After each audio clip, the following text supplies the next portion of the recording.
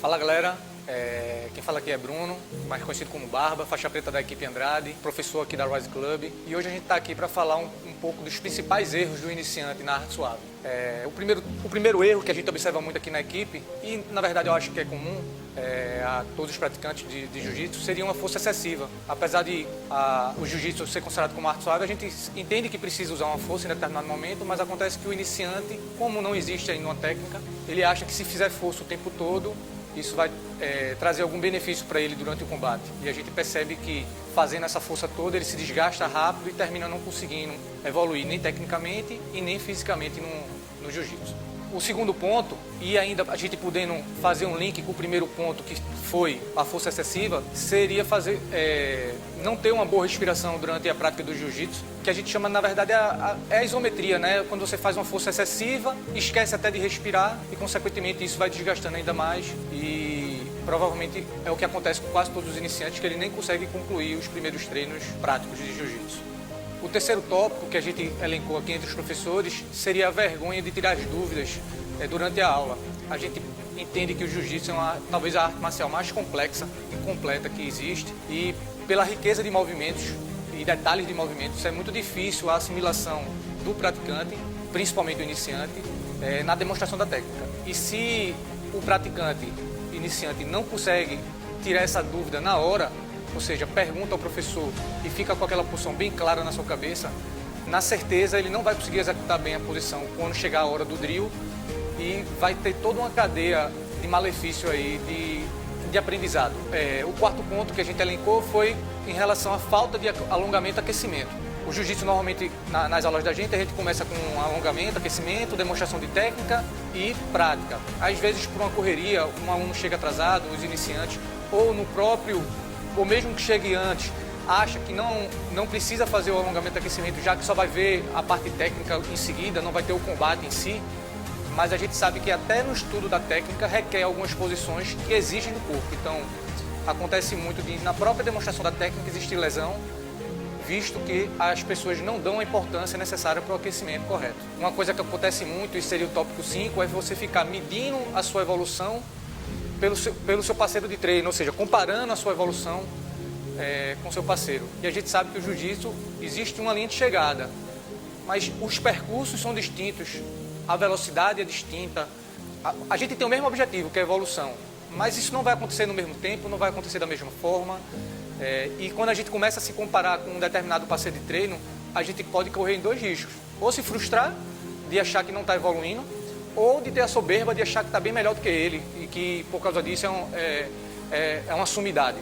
Então a gente tem que, na verdade, focar no crescimento pessoal da gente, seja técnico, pessoal, espiritual.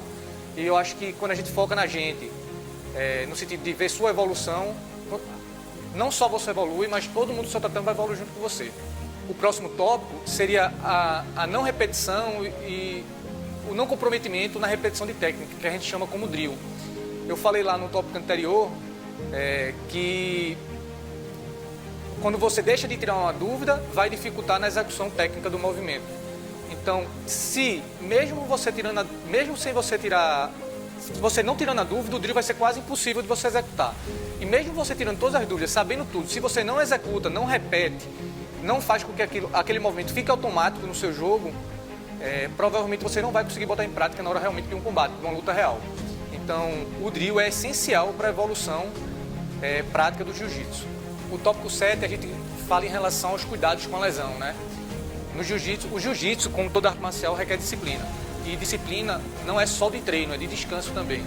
Às vezes um professor pede para o aluno parar ou aconselha a não treinar porque está percebendo que tem um risco de lesão, ou o aluno chega e diz que está muito fadigado e o professor tira ele um pouco da prática e o aluno chega a ficar um pouco chateado e frustrado.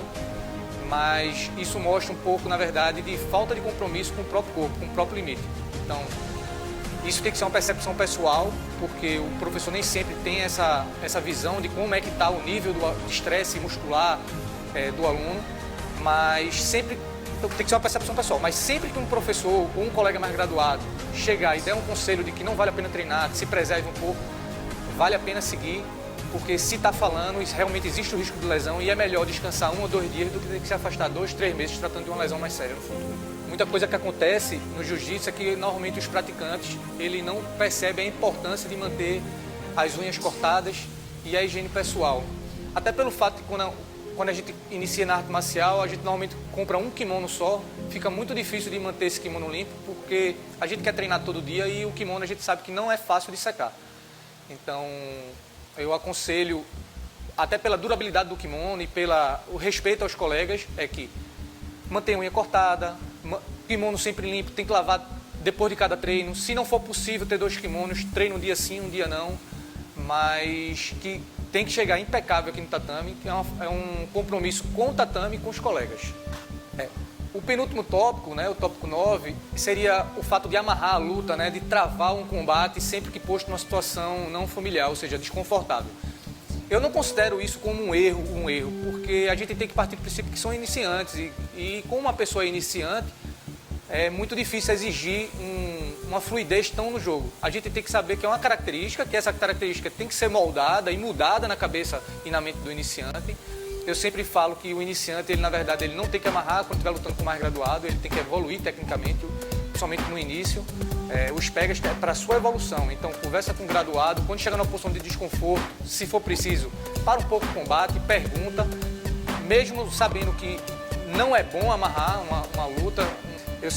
Eu entendo que isso é uma característica do iniciante e que o que tem que ser feito é fomentar a fluidez no jogo dele. Mas eu não consideraria, apesar de a gente ter na comunidade jiu-jitsu visualizar isso como erro, eu não acho que é um erro, é uma característica de todo iniciante e que eu acho que, se combatido, a pessoa tende a mudar isso com o tempo. Tópico 10, né? A objetividade em relação a fazer os movimentos. Eu sempre brinco isso, não só para o iniciante, é que quando você aperta a mão de um adversário, de um colega de treino, você tem que saber o plano A, pelo menos. O ideal é que saiba um plano A, um plano B e um plano C.